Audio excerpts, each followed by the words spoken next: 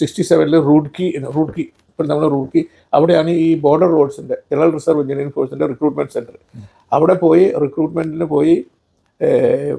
പാസ്സായി. അന്ന് റിക്രൂട്ട്മെൻറ്റിൻ്റെ physical fitness ഉണ്ട്. അപ്പോൾ 45 കിലോ വെയിറ്റ് വേണം.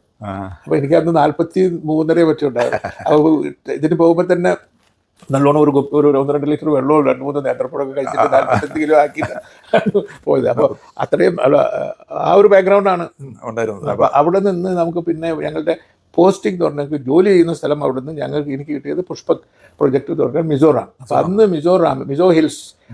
മിസോ ഹിൽസിലെ റെബൽ വളരെയധികം ഈ അതിൻ്റെ അവർ ഇന്ത്യക്കാരല്ല, അവർക്ക് രാജ്യം സ്വാതന്ത്ര്യം വേണമെന്ന് പറഞ്ഞിട്ട് നിൽക്കുന്ന സമയം ഇന്ത്യ ഗവൺമെൻറ് ആ രാജ്യത്ത് നമ്മുടെ രാജ്യത്ത് ബോംബിട്ടുണ്ടെങ്കിൽ അത് അവിടെയാണ്.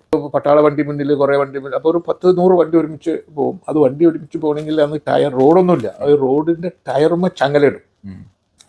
നല്ല ഈ ചെളിയും ഇതൊക്കെയുള്ള ഏറ്റവും കൂടുതൽ മഴ പെയ്യുന്ന സ്ഥലം ആസാം ചിറാപുഞ്ചി എന്നൊക്കെ പറഞ്ഞ്. അപ്പോൾ അവിടെ നിന്നാണ് ഈ ആസാമിലെ സിൽച്ചറിൽ നിന്നാണ് ഈ ഇവിടേക്ക് പോകേണ്ടത്.